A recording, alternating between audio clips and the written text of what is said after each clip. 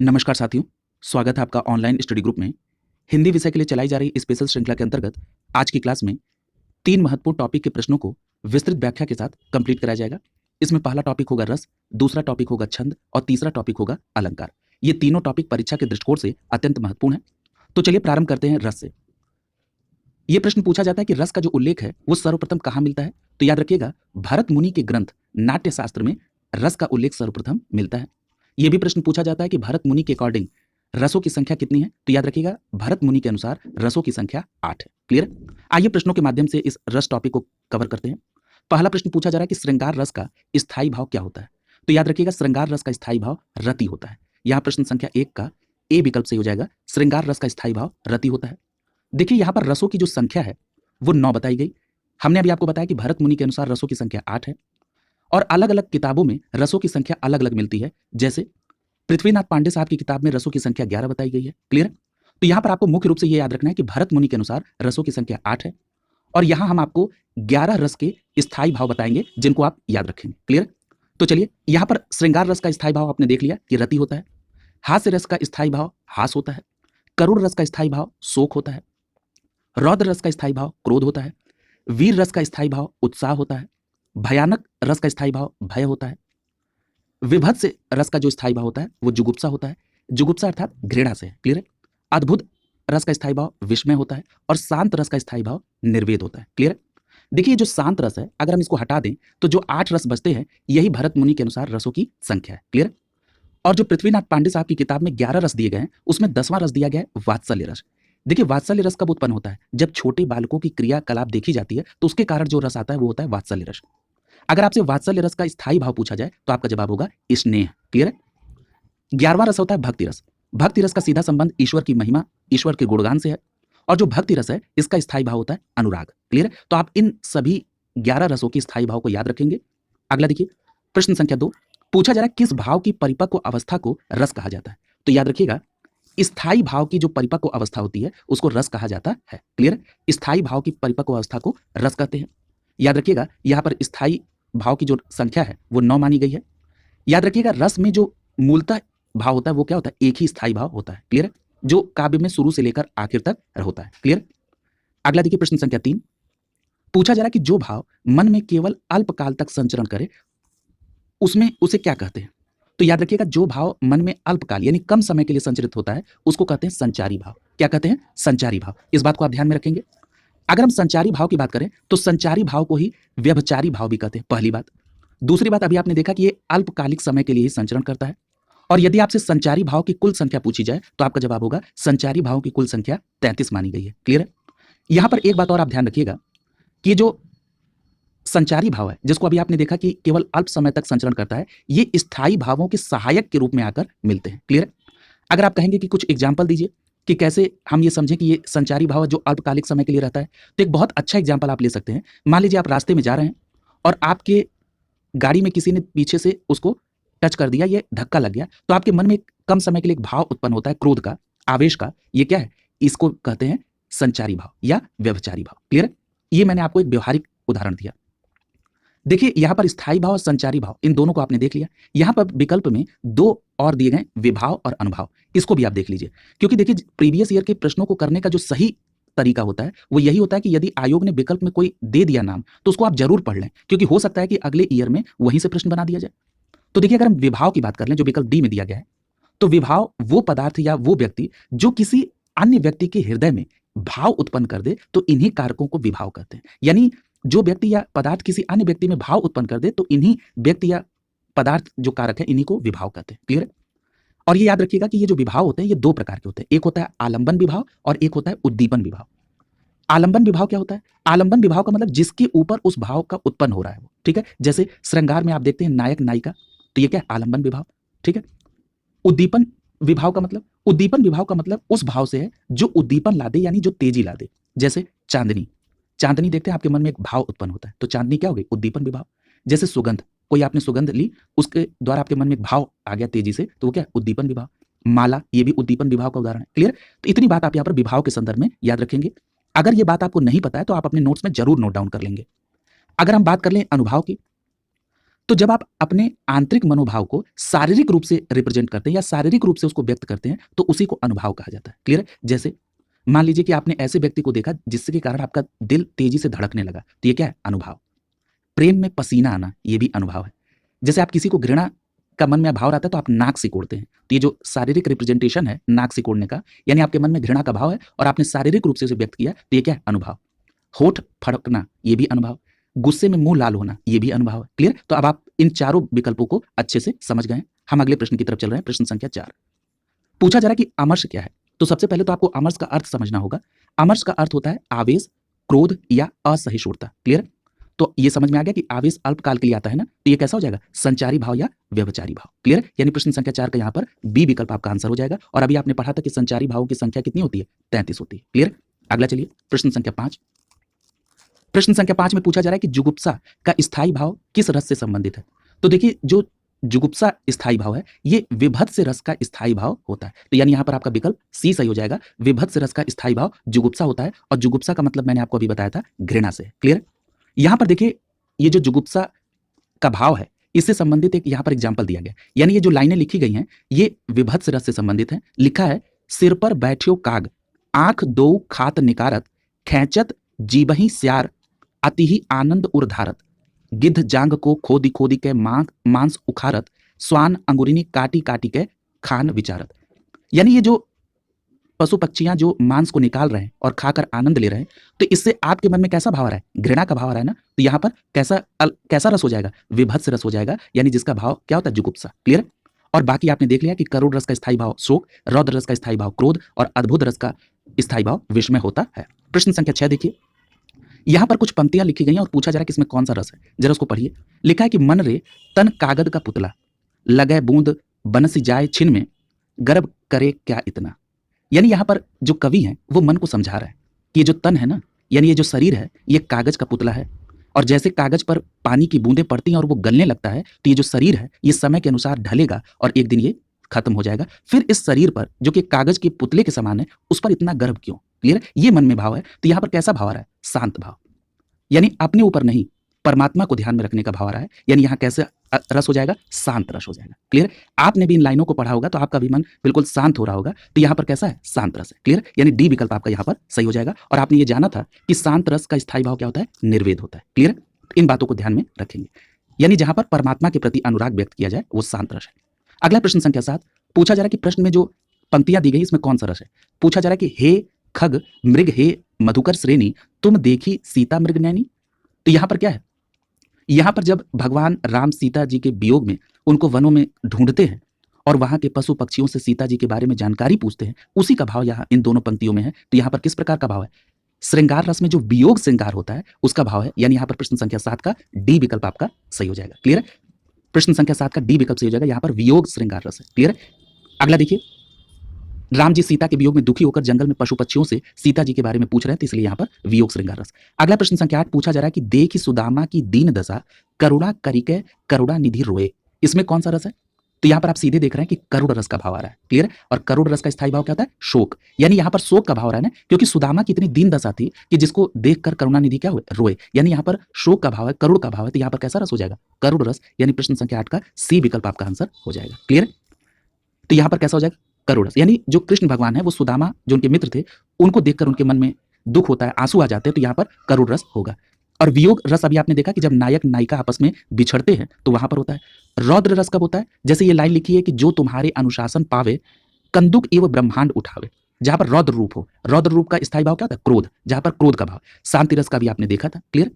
अगला देखिए प्रश्न संख्या 9 पूछा जा रहा है कि वीर रस का स्थायी भाव क्या होता है। तो याद रखिएगा वीर रस का स्थायी भाव होता है उत्साह। क्या होता है? उत्साह होता है। यहाँ पर सी विकल्प आपका आंसर हो जाएगा। अगला देखिए, इन सभी स्थायी भाव को आप देख चुके हैं।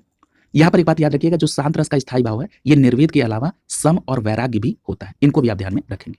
अगला प्रश्न संख्या 10 पूछा जा रहा है किस रस को रसराज कहा जाता है, यानी रसों का राजा कहा जाता है। तो याद रखिएगा जो श्रृंगार रस होता है इसको रसों का राजा कहा जाता है। प्रश्न संख्या 10 का ए विकल्प यहाँ पर सही हो जाएगा। ये कई बार पूछा गया है। क्लियर? यहाँ पर एक बात और याद रखिएगा कि ये जो श्रृंगार रस है इसे रसराज कहा जाता है, रसों का राजा। ये जो श्रृंगार रस है ये दो प्रकार का होता है, एक संयोग श्रृंगार, एक होता है वियोग श्रृंगार। तो वियोग श्रृंगार तो आपने देख लिया कि जहां पर ये पंक्ति थी कि हे खग मृग हे मधुकर श्रेणी, तुम देखी सीता मृग नैनी। जहां पर यह भाव था वहां पर क्या था? वियोग था। और अगर पूछा जाए संयोग यानी नायक नायिका के मिलन का जहां वर्णन हो वहां पर संयोग होता है, जैसे बतरस लालच लाल की मुरली धरी लुकाए। क्लियर है? तो यहां पर क्या है, यहां पर मिलने का भाव संयोग का भाव है, तो यहां पर क्या संयोग श्रृंगार रस होगा। क्लियर है? तो इसको ध्यान में रखेंगे आप। अगला प्रश्न संख्या 11 पूछा जा रहा है कि विस्मय स्थायी भाव किसका होता है? तो याद रखिएगा विस्मय आपने पढ़ा था, अद्भुत जो रस है उसका स्थायी भाव क्या होता है? विस्मय होता है। यहां पर आपका विकल्प सी सही हो जाएगा, अद्भुत रस का स्थायी भाव विस्मय होता है। अगला देखिए प्रश्न संख्या 12 पूछा जा रहा है कि रौद्र रस का स्थायी भाव क्या होता है? तो आपने पढ़ा कि रौद्र रस का स्थायी भाव क्रोध होता है, अभी आपने एग्जाम्पल भी देखा था। प्रश्न संख्या 12 का यहां पर ए विकल्प आपका आंसर हो जाएगा। प्रश्न संख्या 13 देखिए, पूछा जा रहा है कि निम्नलिखित में से कौन सा रस विभत्स का विरोधी है? देखिए विभत्स का विरोधी पूछा जा रहा है, और विभत्स का जो स्थायी भाव क्या होता है? जुगुप्सा, या उसको मैंने बताया था घृणा। यानी विभत्स का मतलब घृणा का भाव है ना, और इसका विरोधी यानी इसका विपरीत क्या होगा? प्रेम का भाव। तो प्रेम का भाव किसमें होता है? रति। रति का मतलब प्रेम, वो कहां होता है? श्रृंगार रस में। यानी यहां पर विकल्प सी सही हो जाएगा। थोड़ा सा प्रश्न को ट्विस्ट किया गया था। क्लियर? लेकिन अगर आप कॉन्सेप्ट समझते हैं तो आपका एक भी प्रश्न गलत नहीं होगा। प्रश्न संख्या 13 का यहाँ सी विकल्प सही हो जाएगा। अगला देखिए प्रश्न संख्या 14 पूछा जा रहा है करुण रस का स्थायी भाव क्या होता है? तो याद रखिएगा आपने पढ़ा है कि करुण रस का स्थायी भाव शोक होता है, यानी यहाँ पर बी विकल्प आपका आंसर हो जाएगा। अगला देखिए प्रश्न संख्या 15 पूछा जा रहा है कि आँखियां हरि दर्शन की भूखी कैसे रहें रूप रच रांची ए बतियां सुनी रूखी, इसमें कौन सा रस है? तो यहाँ पर देखिए, यहाँ पर क्या है? आँखियां हरि दर्शन की भूखी। पहली लाइन स्पष्ट कर रही है कि जो आंखें हैं वो हरि दर्शन के लिए भूखी हैं, तरस रही हैं हरि दर्शन को। तो यहाँ क्या वियोग का भाव आ रहा है, यानी यहाँ पर क्या हो जाएगा? प्रश्न संख्या 15 का बी विकल्प आपका आंसर हो जाएगा। याद रखिएगा ये सूर सागर की पंक्तियां हैं जिसमें गोपियां इस विरह का को अपने व्यक्त कर रही हैं। अगला प्रश्न संख्या 16 पूछा जा रहा है कि निशिदिन बरसत नैन हमारे, इसमें कौन सा रस है? तो याद रखिएगा निशिदिन बरसत नैन हमारे, इसमें कौन सा है? तो याद रखिएगा इसमें भी वियोग का ही भाव आ रहा है। क्लियर? यानी यहाँ पर क्या हो जाएगा? सी विकल्प से हो जाएगा, ये वियोग श्रृंगार का उदाहरण है, निशिदिन बरसत नैन हमारे। अगला देखिए प्रश्न संख्या 17 पूछा जा रहा है मेरे तो गिरधर गोपाल दूसरो न कोई जाके सिर मोर मुकुट मेरो पति सोई। ठीक है, यानी इसमें क्या करी मीरा कि मेरे तो गिरधर गोपाल ही है, उनके अलावा मेरा कोई नहीं है, और जो अपने सिर पर मुकुट धारण किया है वही मेरे पति होंगे। तो यहाँ पर कैसा है? श्रृंगार रस है। ठीक है, यहाँ पर क्या है? श्रृंगार रस है, प्रेम में इसका वर्णन किया जा रहा है, यानी यहाँ स्थायी भाव क्या होगा? रति होगा, प्रेम होगा। तो यहाँ पर बी विकल्प आपका सही हो जाएगा, प्रश्न संख्या 17 का बी विकल्प, और यही रसों का राजा भी है। क्लियर? अगला देखिए प्रश्न संख्या 18 पूछा जा रहा है कि भारतीय वृत्ति का संबंध किस रस से है? तो याद रखिएगा भारतीय वृत्ति का संबंध अद्भुत रस से है। किससे? अद्भुत रस से। यहाँ पर प्रश्न संख्या 18 का सी विकल्प आपका आंसर हो जाएगा, अद्भुत रस से। और अद्भुत रस का स्थायी भाव क्या होता है? तो याद रखिएगा अद्भुत रस का स्थायी भाव विस्मय होता है। क्लियर? इस बात को भी ध्यान रखेंगे। अगला है प्रश्न संख्या 19 पूछा जा रहा है कि रस सूत्र के जनक कौन माने जाते हैं? तो याद रखिएगा रस सूत्र के जनक भरत मुनि माने जाते हैं। प्रश्न संख्या 19 का यहाँ पर ए विकल्प आपका आंसर हो जाएगा। क्लियर? यहाँ पर यह भी बात आपको ध्यान रखना है कि रस सूत्र के जनक तो भरत मुनि हैं। भरत मुनि के अनुसार रसों की संख्या 8, काव्य में रसों की संख्या 9। क्लियर? और श्रृंगार रस को रसों का राजा माना जाता है, सर्वश्रेष्ठ रस माना जाता है। अगला प्रश्न संख्या 20 पूछा जा रहा है कि शांत रस का स्थायी भाव क्या होता है? तो आपने पढ़ा है कि शांत रस का स्थायी भाव निर्वेद होता है। क्या होता है? निर्वेद। और निर्वेद के अलावा भी मैंने आपको बताया था सम या वैराग्य। तो निर्वेद, सम या वैराग्य, ये तीनों आप याद रखेंगे शांत रस के स्थायी भाव। क्लियर? ए विकल्प यहाँ पर सही हो जाएगा। अगला देखिए, अगला जो टॉपिक शुरू हो रहा है वो हो रहा है छंद। ठीक है, छंद टॉपिक अब हम लोग प्रारंभ करेंगे। याद रखिएगा ये जो छंद शब्द है ये संस्कृत की छीदी धातु से है। कहां से आया? छीदी धातु से।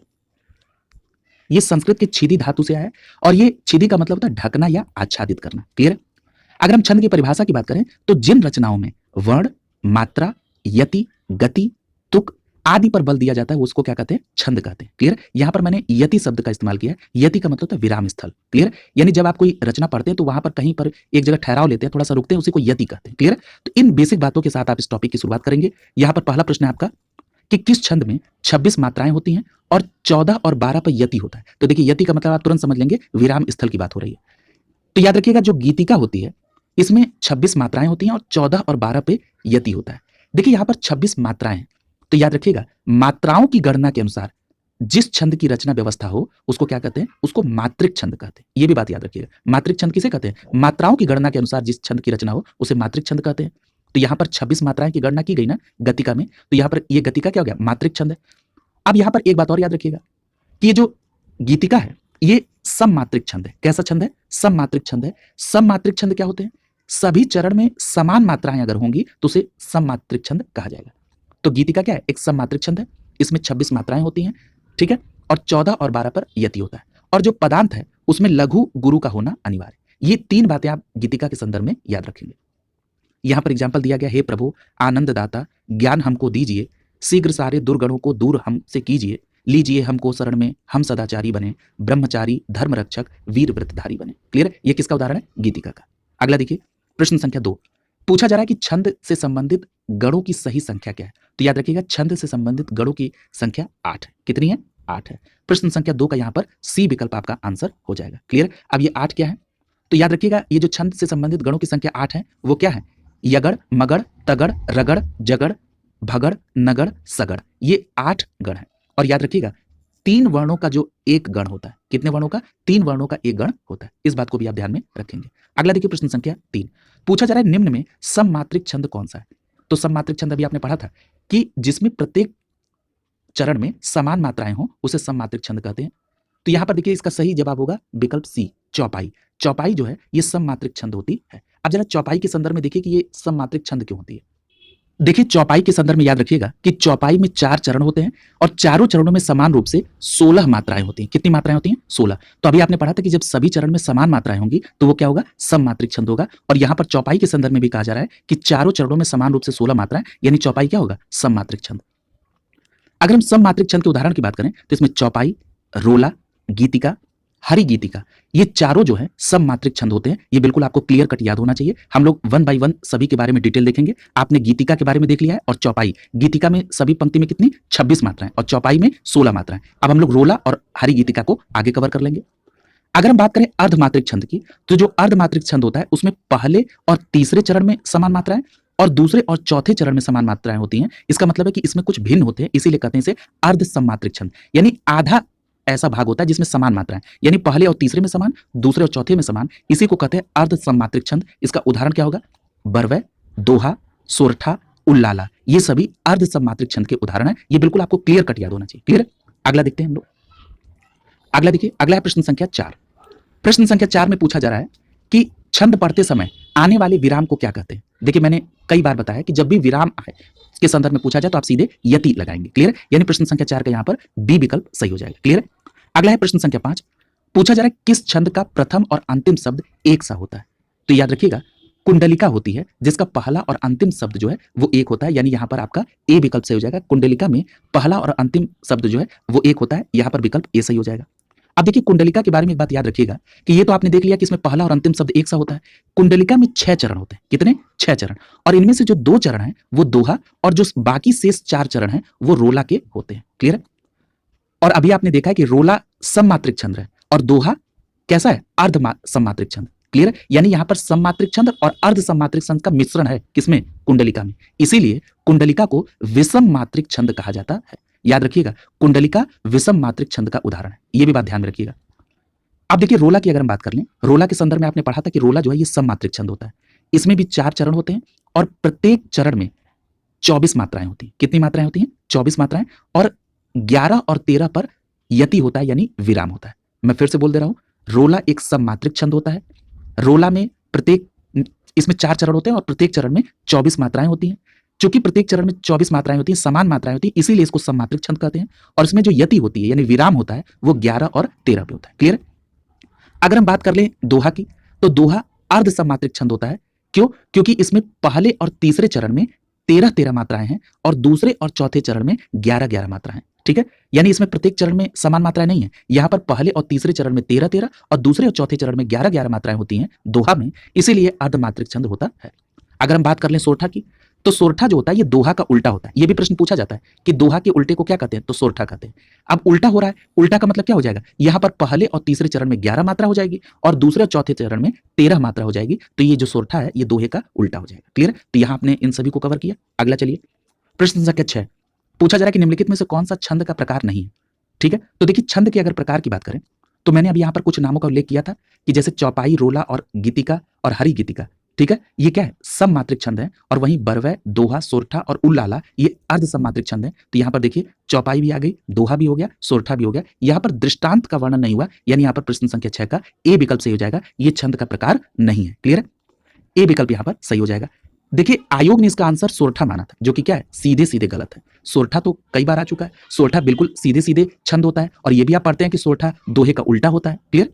अगला देखिए प्रश्न संख्या 7 में पूछा जा रहा है कि जिस छंद में 4 चरण हो और प्रत्येक चरण में 16 मात्राएं।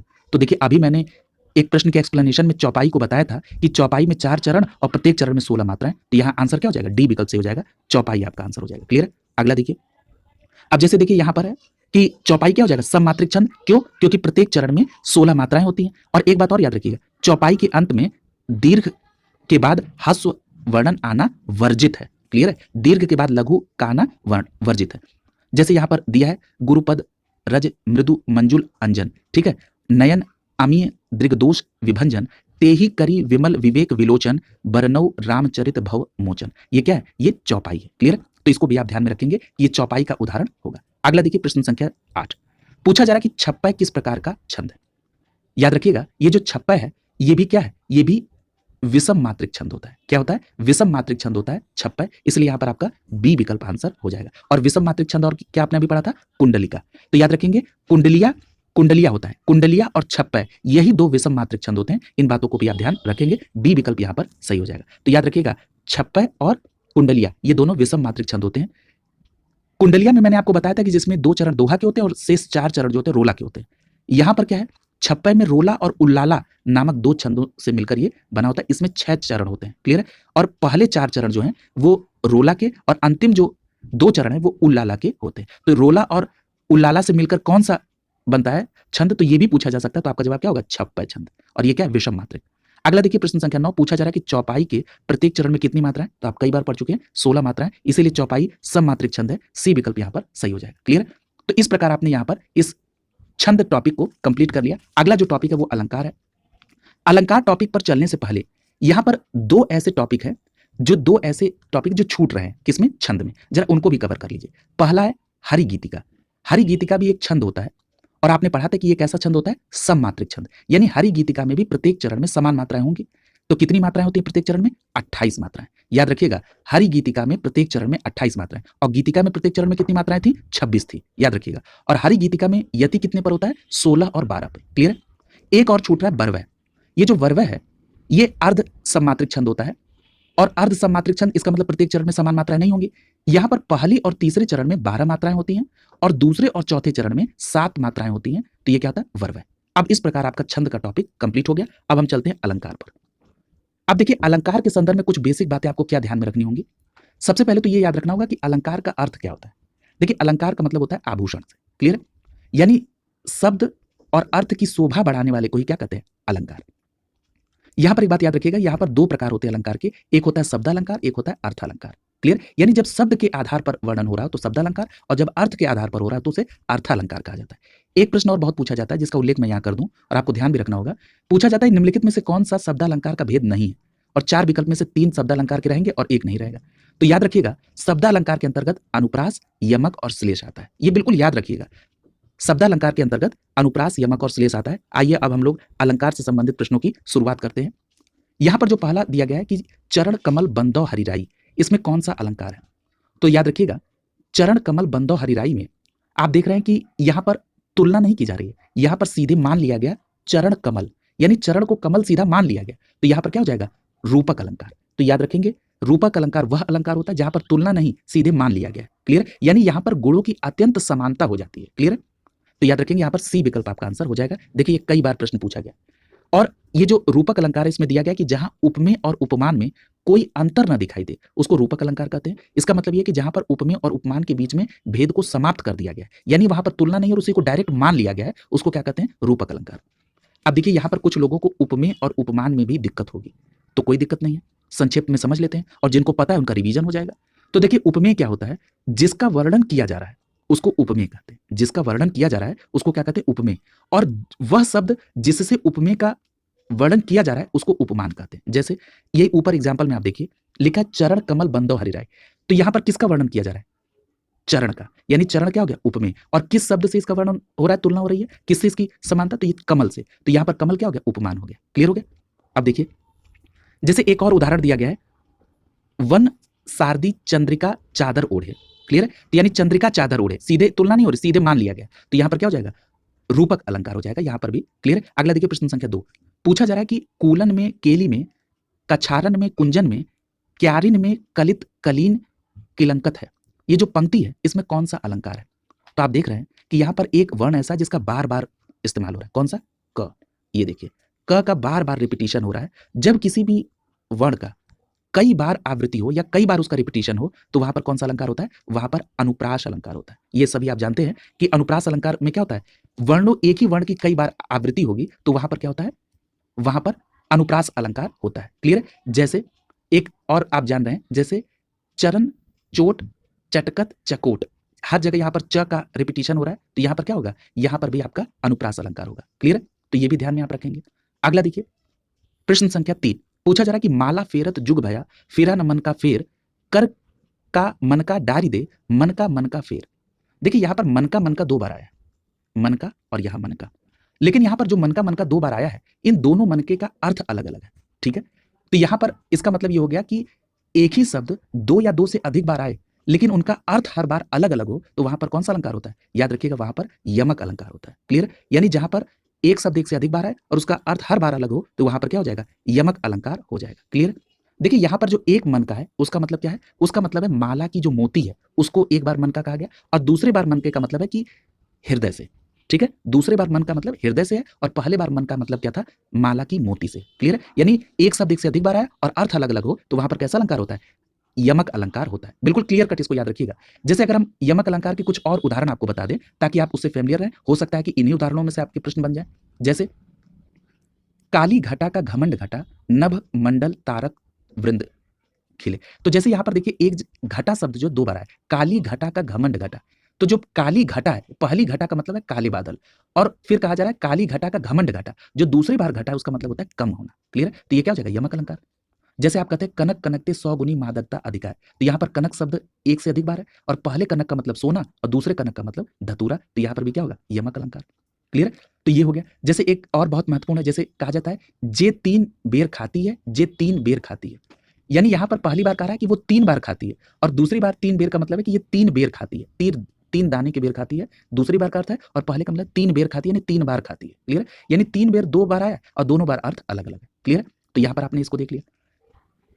अगला देखिए प्रश्न संख्या 4, पूछा जा रहा है काव्य की शोभा बढ़ाने वाले धर्मों को अलंकार कहते हैं। क्लियर है? यहां पूछा जा रहा है कि धर्म शब्द का अर्थ क्या है, तो यहां पर धर्म का मतलब क्या है? गुण। यानी काव्य की शोभा बढ़ाने वाले धर्मों को अलंकार कहते हैं तो धर्म का मतलब यहां पर गुण से है, यानी प्रश्न संख्या 4 का यहां पर बी विकल्प आपका आंसर हो जाएगा। क्लियर है?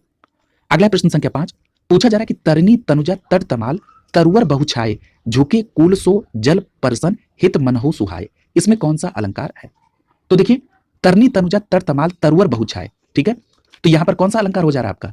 यहां पर आप देख रहे हैं कि उत्प्रेक्षा अलंकार हो जाएगा। क्लियर? अब आपके मन में यह प्रश्न होगा कि उत्प्रेक्षा अलंकार आपने किस आधार पर इसको पकड़ा?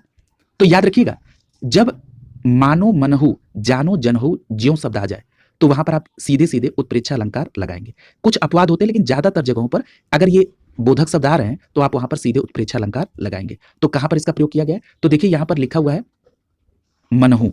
क्लियर? यानी तरनी तनुजा तरतमाल तरुवर बहुछाए, झुके कुल सो जल परसन हित मनहु सुहाए। ठीक है? तो मानो मनहु जानो जनहु ज्यों ये शब्द आए तो वहां पर सीधे आप उत्प्रेक्षा अलंकार लगाएंगे। प्रश्न संख्या 5 का यहां पर कौन सा सही हो जाएगा? डी विकल्प आपका आंसर हो जाएगा। क्लियर है? यहां पर अगर हम उत्प्रेक्षा अलंकार की बात करें तो यहां पर उपमेय में उपमान की संभावना या कल्पना की जाती है। क्लियर है? यानी जब उपमेय में उपमान की संभावना या कल्पना का भाव आए तो वहां पर क्या होता है? उत्प्रेक्षा अलंकार। जैसे मानो मनहु जानो जनहु, तो मानो मनहु का मतलब क्या है? संभावना ही, कल्पना ही तो की जा रही है। मानो, ऐसा मानो, तो मानना का मतलब क्या है? कल्पना करना, संभावना। तो याद रखिएगा जब भी कल्पना या संभावना का भाव आए तो वहां पर आप उत्प्रेक्षा अलंकार करेंगे और इन आप मानो मनहु जानो जनहु निश्चित इव ज्यों इन बोधक शब्दों का भी अगर प्रयोग हुआ तब भी आप उत्प्रेक्षा अलंकार लगा देंगे। क्लियर? जैसे एक एग्जाम्पल और लीजिए, जैसे कहा जाता है सोहत ओढ़े पीत पट श्याम सलोने गात मनहु नीलमणि शैल पर आखत परय प्रभात। तो यहां पर भी मनहु का प्रयोग हुआ तो ये क्या हो जाएगा? किसका उदाहरण हो जाएगा? ये भी उत्प्रेक्षा अलंकार का उदाहरण हो जाएगा। क्लियर है? अगला देखिए प्रश्न संख्या 8, प्रश्न संख्या 6, पूछा जा रहा है कि बांधा था विधु को किसने, इन काली जंजीरों से मणि वाले फड़ियों का मुख क्यों भरा हुआ हीरो से। क्लियर है? तो यहां पूछा जा रहा है कि कौन सा अलंकार होगा। अब देखिए यहां पर आपको समझना होगा कि इसमें क्या किया जा रहा है? कह रहा है कि बांधा था विधु को किसने, इन काली जंजीरों से मणि वाले फड़ियों का मुख क्यों भरा हुआ हीरो से। आप देख रहे हैं यहां पर बढ़ा चढ़ा का वर्णन किया जा रहा है। ठीक है? कहा जा रहा है मोतियों से भरी हुई है प्रिया की मांग। क्लियर? तो यहां पर क्या है? जंजीरों से केस की तुलना की जा रही है। क्लियर? यानी बहुत बढ़ा चढ़ा के वर्णन हो रहा है तो ऐसी जगहों पर अतिशयोक्ति अलंकार होता है। यानी प्रश्न संख्या 6 में डी विकल्प आपका आंसर हो जाएगा। यहाँ पर क्या है, अतिशयोक्ति अलंकार है। जब बढ़ा चढ़ा कर वर्णन किया जाए तो वो क्या है, अतिशयोक्ति अलंकार। अगला देखिए प्रश्न संख्या 7। प्रश्न संख्या 7 में पूछा जा रहा है कि जब किसी सामान्य बात का विशेष बात से और विशेष बात का सामान्य बात से समर्थन किया जाए तो वहां पर कौन सा अलंकार होगा। तो याद रखिएगा वहां पर अर्थांतर न्यास अलंकार होता है। यानी जब किसी सामान्य बात का विशेष बात से और विशेष बात का सामान्य बात से समर्थन हो तो वहां पर अर्थांतर न्यास अलंकार होता है। प्रश्न संख्या 7 का यहाँ पर सी विकल्प आपका आंसर हो जाएगा। एक एग्जाम्पल और देखिए, जो रहीम उत्तम प्रकृति का करि सकत कुशंग, चंदन विष व्यापत नहीं लिपटे रहत भुजंग। ये भी इसका उदाहरण है, इसको भी ध्यान में रखेंगे। अगला देखिए प्रश्न संख्या 8, पूछा जा रहा है जेते तुम तारे तेते नभ में न तारे। अब देखिए यहाँ पर तारे शब्द 2 बार आया है, यानी एक ही शब्द 2 बार आया है, लेकिन इन दोनों बार इसका अर्थ अलग है। जेते तुम तारे तेते नभ में न तारे, यानी एक बार तारना और एक बार तारे से उल्लेख है। क्लियर है? तो यहाँ पर कौन सा अलंकार हो जाएगा, यहाँ पर यमक अलंकार हो जाएगा। एक शब्द एक से अधिक बार आए और वहां पर अर्थ अलग अलग हो तो ये क्या हो जाएगा, यमक अलंकार। प्रश्न संख्या 9 देखिए, पूछा जा रहा है दीप सा मन जल चुका, दीप सा मन जल चुका है। तो यहाँ पर कौन सा अलंकार होगा, तो याद रखिएगा यहाँ पर पूछा जा रहा है कौन सा वाचक होगा। तो दोनों बातें बताइए कि कौन सा अलंकार होगा और कौन सा वाचक होगा। तो देखिए वाचक के संदर्भ में मैंने अभी आपको बताया था कि वाचक यहाँ पर क्या है, सा है। सा से सम सरिस जैसे तैसे, ठीक है, ये शब्द अगर आए तो ये क्या होते हैं, वाचक शब्द होते हैं। क्लियर है? तो यहाँ पर सा क्या हो जाएगा, वाचक शब्द। अब ये बताइए कि ये कौन सा अलंकार है।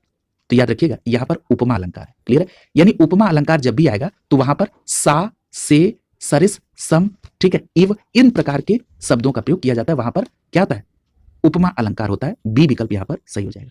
ठीक है, तो ये देख लीजिए दीप सा मन जल चुका है, इसमें उपमा अलंकार होगा। अब उपमा अलंकार में होता क्या है, उपमा अलंकार में एक वस्तु या प्राणी की तुलना दूसरी प्रसिद्ध वस्तु या प्राणी से होती है। देखिए उपमा अलंकार में तुलना की जाती है, इसीलिए यहां पर सा से सी सरिस सम, ठीक है, इस तरह के वाचक शब्दों का प्रयोग किया जाता है। इसमें जैसे तैसे और इव भी उपमा अलंकार के वाचक शब्द हैं। क्लियर? जैसे एक उदाहरण और लीजिए, जैसे कहा जाता है नीलिमा चंद्र जैसी सुंदर। क्लियर? या आप कहते हैं हरिपद कोमल कमल से, ठीक है, तो यहां पर से शब्द क्या है, वाचक है। ठीक है, तो यहां पर ये हो गया। जैसे आप कहते हैं पीपर पात सरिस मन डोला, तो यहां पर कौन सा वाचक शब्द है, सरिस आ रहा है। क्लियर? तो यहां पर कौन सा अलंकार होगा, उपमा अलंकार। या आप कहते हैं प्रात नभ था बहुत नीला शंख जैसे।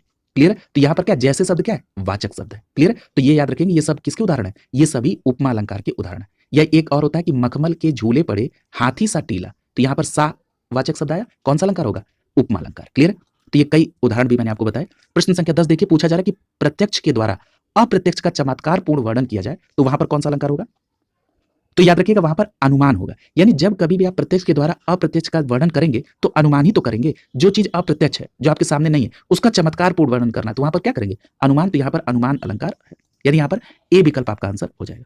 अगला प्रश्न संख्या 11 पूछ रहा है कि निम्न पंक्तियों में सही अलंकार का चयन कीजिए। लिखा पानी विच मीन प्यासी मोही सुन सुन आवे हंसी। कह रहा है कि पानी के बीच मीन प्यासी, मीन का मतलब मछली, यानी पानी में रहने वाली मछली ही प्यासी है। तो ये क्या है, यहां पर विशेषोक्ति अलंकार होगा। कौन सा अलंकार होगा, विशेषोक्ति अलंकार। यानी यहां पर प्रश्न संख्या 11 का सी विकल्प सही हो जाएगा। यानी जहां पर कारण के रहते हुए भी कार्य न हो पाए वहां पर कैसा अलंकार होता है, विशेषोक्ति अलंकार। यानी वहां पर पानी है फिर भी मछली प्यासी, तो ये क्या हो जाएगा, विशेषोक्ति अलंकार। क्लियर? अगला देखिए प्रश्न संख्या 12 पूछा जा रहा है कि सारंग लय सारंग चल गई सारंग की ओट, सारंग छीनो पाई के सारंग कई गई चोट। अब देखिए यहां पर आप देख रहे हैं कि सारंग शब्द का प्रयोग कई बार हुआ है, यानी एक शब्द एक से अधिक बार आए। लेकिन आप ये भी देख रहे हैं कि सारंग शब्द का हर बार अलग अलग अर्थ है। तो यहां पर कौन सा अलंकार हो जाएगा, सीधे सीधे यहां पर यमक अलंकार हो जाएगा। सी विकल्प सही हो जाएगा। इसके बारे में डिटेल चर्चा हो चुकी है। अगला देखिए प्रश्न संख्या 13 पूछा जा रहा है कि यहां पर जो पंक्ति दी गई इसमें कौन सा अलंकार है। दिव शावशान का समय मेघमय आसमान से उतर रही वह संध्या सुंदरी परी सी धीरे धीरे।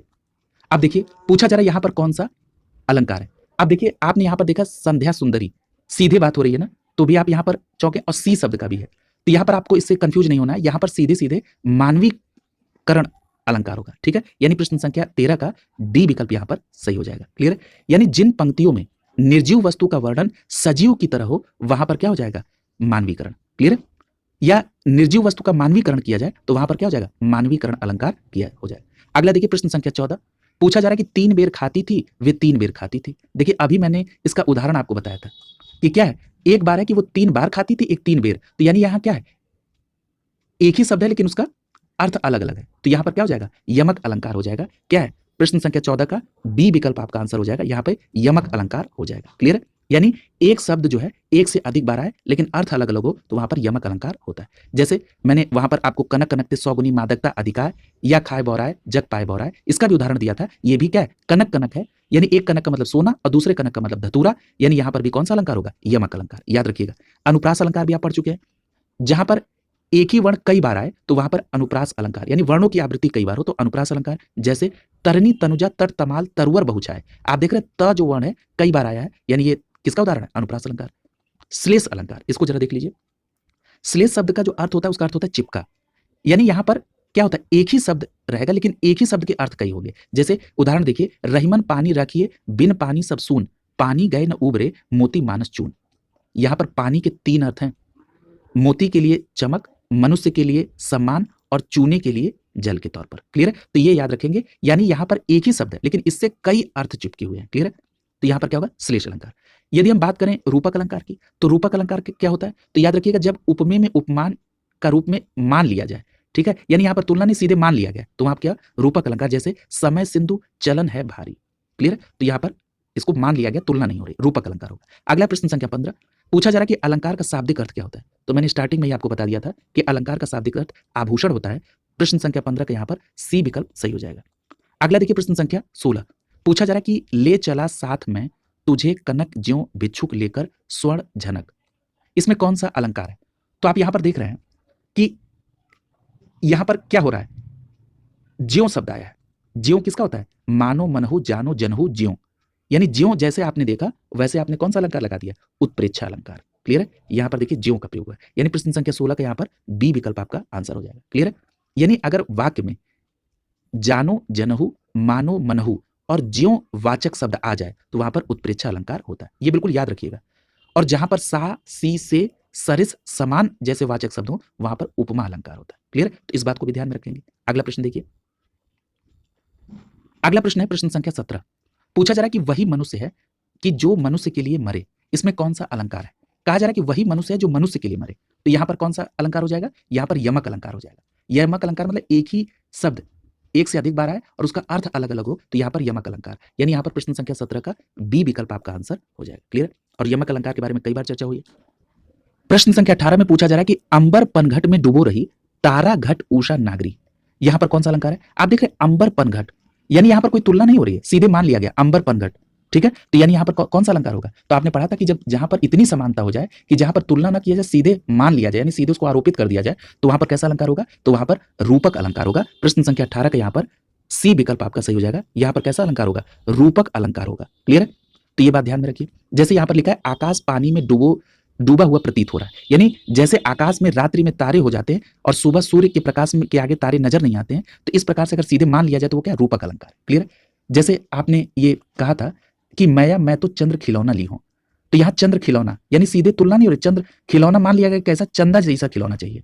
जैसे आप कहते हैं चरण कमल बंदो हरिराई, आपने पढ़ा था, तो ये भी क्या है, चरण कमल, यानी चरण सीधे कमल मान लिए, तो यहां पर रूपक अलंकार। ठीक है, पायो जी मैं तो राम रतन धन पायो, ये क्या है, राम रतन धन पायो, ये क्या, किसका उदाहरण, रूपक अलंकार।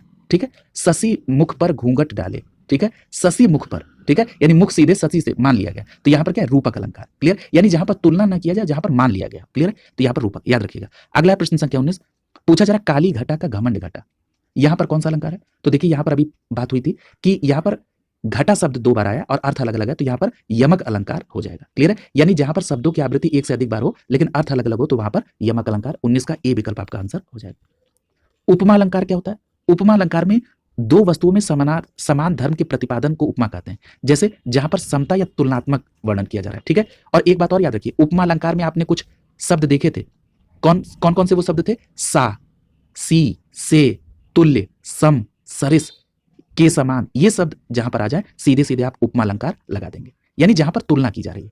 अगला उत्प्रेक्षा अलंकार, जहां पर मानो मनहु जानो जनहु, ठीक है, ये शब्द आ जाए तो वहां पर क्या हो जाएगा, उत्प्रेक्षा। और रूपक अलंकार यानी जहां पर उपमेय उपमान का अभेद रूप से हो तो वहां पर रूपक अलंकार।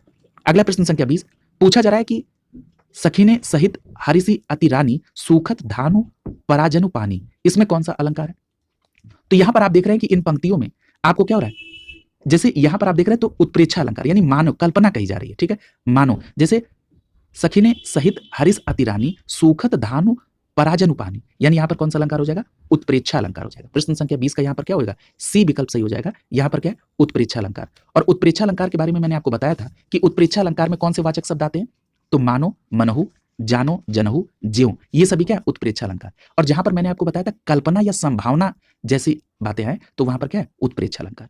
ठीक है, तो ये बातें ध्यान में रखेंगे। अगला देखिए, प्रश्न संख्या 21 पूछा जा रहा है कि सौ शिव धनु मृणाल की नाई, तोरहु राम गणेन गोसाई, इन पंक्तियों में कौन सा अलंकार है? ठीक है, अब देखिए यहां पर आप देख रहे हैं कि क्या किया जा रहा है, यहां पर दो वस्तुओं का उनकी समानता या उनकी क्या किया जा रहा है, उनके आधार पर उनकी समानता का भाव, यानी यहां पर क्या है? उपमा अलंकार होगा। यहां पर कौन सा अलंकार होगा? उपमा अलंकार। यानी जहां पर किसी वस्तु या प्राणी की तुलना दूसरे किसी वस्तु प्राणी से की जाए, वहां पर क्या हो जाएगा? उपमा अलंकार हो जाएगा। क्लियर है? यहां पर भी सा, सी, सम, सरिस, इस तरह के वाचक शब्द आते हैं। तो यहाँ पर इस प्रश्न में क्या हो जाएगा? 21 में उपमा अलंकार हो जाएगा। क्लियर है? तो यहाँ पर आप ध्यान रखेंगे उपमा अलंकार होगा, डी विकल्प आपका यहाँ पर सही हो जाएगा। क्लियर है? अगला देखिए, प्रश्न संख्या 22 पूछा जा रहा है कि जहां बिना कारण के कार्य का होना पाया जाए, वहां पर कौन सा अलंकार होगा?